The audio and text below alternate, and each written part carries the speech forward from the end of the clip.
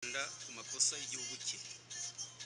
Mu Bufaransa, Commission du Clair yashyizweho na Perezida Macron tariki 5 Mata 2019, yatanze raporo tariki 26 Werurwe 2021 igaragaza amakosa bwakoze ajyanye na jenoside yakorewe abatutsi mu Rwanda. Guhera mu mwaka w'1990 ibimenyetso by'itegurwa rya jenoside byaramenyekanye birirengagizwa. Leta y'u Rwanda yatangije ubukangurambaga bwigisha ko umututsi ari umwanzi w'igihugu. Inkotanyi zitwa inyangarwanda, zigerekwaho ikinyoma cyo gushaka gutsemba abahutu kugira ngo bakangurirwe kwica byitwa kwitabara. Itangazamakuru rya leta nirifatanyije nayo rirabyigisha. Imvaho nimero 868 yo mu Kwakira 1990 yabyanditse gutya: Abanyarwanda bose bazi ko u Rwanda rwatewe n'abanzi. Izo nyangarwanda ziyita inkotanyi zavuye i Bugande zigamije gutsemba no kutwambura ibyiza twazaniwe na revolution yo muri 59. Intambara abanyarwanda barwana n'umwanzi wavuye mu Bugande ntirarangira, kuko uwo mwanzi akitubereye ku butaka. Tugomba kumuhashya tukamusubiza aho yaturutse. Ambasade y'Ubufaransa mu Rwanda yakoze raporo zigaragaza umugambi n'ibikorwa by'u Rwanda byo gutsemba abatutsi. Muri raporo yo kuwa 15 Ukwakira 1990 babyanditse batya: Abaturage b'abahutu bateguwe na MRND bongereye ibitero byo kwica abatutsi bahereye Kibirira, kandi hari ibimenyetso ko ubwicanyi buzakwira n'ahandi mu gihugu.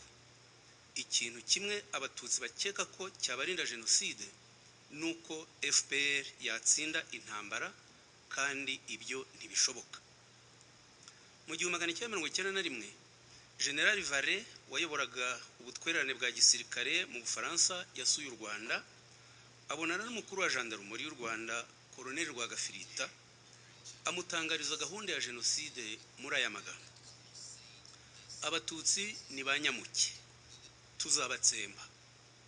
Abajandarume bazafatanya n'abasirikare barangize ikibazo cy'abatutsi, abagore, abana n'abasaza hose mu gihugu, kandi ntibizaba birebire, ni bake cyane.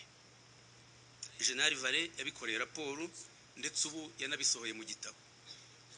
Georges Martre wari ambasaderi w'Ubufaransa mu Rwanda kuva mu 1989 kugeza 1993 yasobanuriye abadepite b'Abafaransa itegurwa rya jenoside avuga atya ati: mu 1990 byarabonekaga ko hazaba jenoside. Colonel Serubuga, umugaba mukuru wungirije w'ingabo z'u Rwanda, yashimishijwe n'igitero cya FPR kuko kuri we cyatangaga urwitwazo rw'iyicwa ry'abatutsi. Gutinya jenoside byatumaga abatutsi bahorana ubwoba. Serubuga yashyigikiye jenoside, aherekeza umujyanama wa Perezida Habyarimana Léon Mugesera iwabo mu Ngororero, bakangurira gutsemba abatutsi tariki 22 Ugushyingo 1992. Mugesera atangaza gahunda ya jenoside muri aya magambo ati: hari inyenzi zohereje abana gufasha inkotanyi. Ni kuki tudafata abo babyeyi tukabatsemba? Ni kuki tudatsemba abo bantu? Tugomba guhaguruka tugakora. Gukora nyakubahwa Perezida wa Repubulika byasobanuraga kwica. Ni naryo Perezida Sindikubwabo yakoresheje tariki 19 Mata 1994 ashishikariza jenoside iwabo i Butare. Umugambi wa jenoside waturukaga kuri Perezida Habyarimana ubwe, kandi byatangiranye n'ubutegetsi bwe. Porogaramu politike ya mbere yayitangaje tariki ya 1 Kanama 1973, avuga ko imitegekere y'igihugu izashingira ku bwoko n'uturere. Bivuze ko atarashyize imbere ubumwe bw'Abanyarwanda. Ku matariki 16 Mata kugeza iya 6 Gicurasi 1976 yasuye perefegitura zose. Perezidansi ya Repubulika isohoramo igitabo ku ngingo y'ubumwe bw'Abanyarwanda. Habyarimana yaravuze ngo kuri icyo kibazo cy'abahutu n'abatutsi, abo batutsi bashotora abahutu, ntibazi ko imvururu zigarutse aribo byakoraho. Nanone abahutu nibo benshi, ubutegetsi ni ubwabo. Tariki 28 Mata 1991, Habyarimana ayoboye kongere y'ishyaka rya MRND yongera gushimangira ko atitaye ku bumwe bw'Abanyarwanda, ahubwo yimakaje ubw'ubwoko bwe agira ati: ubumwe ntibwashoboka niba ubumwe bw'imbaga nyamwinshi butagezweho. Ubwo bumwe niyo ntwaro nyakuri yo guhashya umwanzi. Nk'uko dushima ko nta mututsi wishingikiriza ku karere, ni ngombwa ko imbaga nyamwinshi yumva ko igomba kunga ubumwe kugira ngo hato ejo itazasubizwa mu icuraburindi ry'ubucakara. Habyarimana yashyigikiye ishyaka ry'abahezanguni CDR rishingirwa mu biro bye mu Rugwiro tariki 22 Gashyantare 1992, basohora itangazo rirwanya ubumwe bw'Abanyarwanda muri aya magambo: ubumwe hagati y'abahutu n'abatutsi ntibushoboka. Abatutsi bafite ibibazo byabo, abahutu nabo bagomba gushinga amashyaka yabo yita ku bibazo by'abahutu. Niyo mpamvu abateraniye muri iyi nteko rusange bemeje ishingwa ry'ishyaka CDR. Habyarimana n'ishyaka rye ntibemeraga. Nibwo Habyarimana yiyise ikinani cyananiye abagome n'abagambanyi.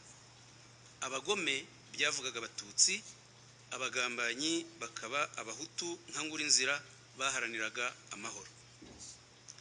Itangazamakuru rya leta ryarakoreshejwe mu kwangisha abaturage FPR no kurwanya imishyikirano y'amahoro. Imvaho nimero 866 yabyanditse itya: nta wagirana imishyikirano n'abantu bamurasa. Inyangarwanda zigomba kubanza kwikorera intwaro zazo zigasubira iyo zavuye. Bitaba ibyo ingabo z'u Rwanda zikazisubizayo ku ngufu n'ubutwari bwinshi, nk'uko kuva zahangana n'izo nyangarwanda zagiye zibigaragaza.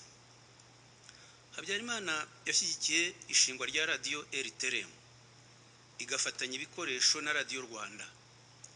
RTRM yahawe inzobere zo kuyifasha muri tekinike n'abanyamakuru ba leta b'abahanga bayikoreye mu bukangurambaga bw'urwango. Amashanyarazi ya RTRM yahujwe n'aya Perezidansi ya Repubulika bikayirinda kuyabura. Habyarimana ni nawe watanzemo imigabane myinshi. Habyarimana kandi yatangije itozwa ry'interahamwe igabiro, bikorerwa raporo tariki 29 Nzeri 1991 n'umuyobozi w'ingabo mu Mutara Colonel Nsabimana, agaragaza ko hatanzwe imbunda 1760 muri komine enye za Byumba, Muhura, Ngarama, Muvumba na Bwisige, kandi ko bizakomeza. Tariki 5 Ugushyingo 1993, Minuari yatangaje inyandiko ivuga ko Habyarimana yayoboye inama kuri hoteli Rebero Horizon, yemeje gukwirakwiza grenade, imipanga n'izindi ntwaro mu nterahamwe n'impuzamugambi. Tariki 6 Ukuboza 1990, Habyarimana yasuye abasirikari Gabiro abizeza kuzahorera abaguye ku rugamba. Ibinyamakuru nka Kangura nimero ya 6, nimero ya 26, nimero 41, nimero 42, nimero 51 na 54, Nyiramacibiri nimero 13, Zirikana nimero 4 na nimero ya 6 byabishingiyeho bikangurira gutsemba abatutsi. Zirikana nimero ya 6 yabyanditse itya: nta musirikare wari ukwiye kongera kurwana ibyitso bimuri inyuma. Twiteguye kuzabafasha gutsemba ibyitso byose, byarangira tugahindukirira inyenzi. Zirikana yari ikinyamakuru cya Colonel Rwagafirita wabaye umuyobozi mukuru wa Gendarmerie y'igihugu. Tariki 9 Ukuboza 1991, Habyarimana yashyizeho komisiyo y'abasirikare bakuru 10 ayishinga Colonel Bagosora, ayisaba kumwereka uko bazatsinda umwanzi. Raporo y'iyo komisiyo yashyikirijwe Habyarimana ivuga ko umwanzi w'igihugu ari umututsi. Hakurikiraho inyandiko y'umugaba mukuru w'ingabo Colonel Nsabimana tariki 21 Nzeri 1992 ayoherereza ibigo bya gisirikare asaba kuyigisha biba uburyo bwo gukora icengeza amatwara ry'urwango mu ngabo z'igihugu. Tariki 27 Nyakanga 1992 Colonel Anatole Nsengiyumva wayoboraga iperereza rya gisirikare yandikiye Habyarimana ko abasirikare biteguye gutsemba abatutsi n'undi wese uzagira uruhare muri ibyo bibazo. Murumva ko imyumvire yari mu ngabo z'igihugu yari yo gutsemba abatutsi. Leta yakoresheje urwitwazo rw'iyicwa rya Perezida Ndadaye i Burundi, hashingwa igice cy'abahezanguni mu mashyaka ya politike cyiswe Hutu Power tariki 23 Ukwakira 1993. Ibinyamakuru bya leta n'ibiyishamikiyeho byamamaje urwo rwango. Nk'ikinyamakuru Ijambo nimero 62 cyabyanditse kivuga ngo urundanye abatutsi ubaroheho bombe ubatwike nk'uko barimo kugirira abahutu. Niba abahutu b'i Burundi batsembwe, nimufate umubare w'abahutu bishwe mu kube kabiri mu batutsi mu Rwanda. Umunsi abahutu batemaguriye abatutsi mu Kanyaru, niho umututsi azamenya ko umuhutu ari umuntu. Mu gihe jenoside yari igeze habi, tariki 5 Gicurasi 1994, Lieutenant Colonel Baudouin Jacques Albert wari umujyanama mu buyobozi bw'ingabo z'u Rwanda yasobanuriye ubushinjacyaha bw'Ububiligi bwakoraga nketi ku yicwa ry'abasirikare babwo ko jenoside wari umugambi w'ingabo z'u Rwanda. Abisobanura atya ati ukwezi kumwe cyangwa abiri imbere y'ihanuka ry'indege natumiwe kwa General Nsabimana njyana na ambasaderi w'Ububiligi, tuhasanga Perezida Habyarimana na Ministre w'ingabo Augustin Bizimana n'abandi basirikare bakuru. Ministre Augustin Bizimana yambwiye ko yiteguye kugaba abasirikare bakarangiza akazi. Nyuma yabwo hasigaye iminsi 10 ngo ihanuka ry'indege ribe, hari kuwa gatanu wa nyuma w'ukwezi kwa Werurwe 1994, mugenzi wanjye Colonel Vincent yatumiwe mu rugo General Nsabimana na Colonel Kabirigi. Aba basirikare bakuru bongeye gushimangira ko amasezerano y'amahoro atazashyirwa mu bikorwa, ko nibakomeza kuyahatirwa bizaborohera gutsemba FPR, kandi ko bitagombaga gutwara igihe kirenze iminsi 15. Ati babivugaga babyemera batyo. Nyakubahwa Perezida wa Repubulika, ibimenyetso byirengagijwe kugeza jenoside yakorewe abatutsi iba ni byinshi cyane. N'ubu amahanga arirengagiza impunzi z'abanyekongo zimaze imyaka 33 mu buhungiro, zameneshejwe n'abarwanyi ba FDLR bagizwe n'abakoze jenoside mu Rwanda.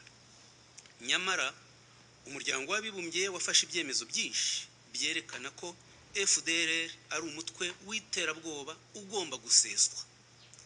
Nk'icyemezo 1804 cyafashwe mu mwaka wa 2008 kibivuga gutya ngo duhangayikishijwe n'uburambe bw'ibyaha bibangamira uburenganzira bwa muntu n'ibinyuranyije n'amategeko mpuzamahanga bikorwa na FDLR, Exfar, Interahamwe n'indi mitwe yitwaje intwaro ikomoka mu Rwanda ikorera mu burasirazuba bwa Repubulika ya Demokarasi ya Kongo.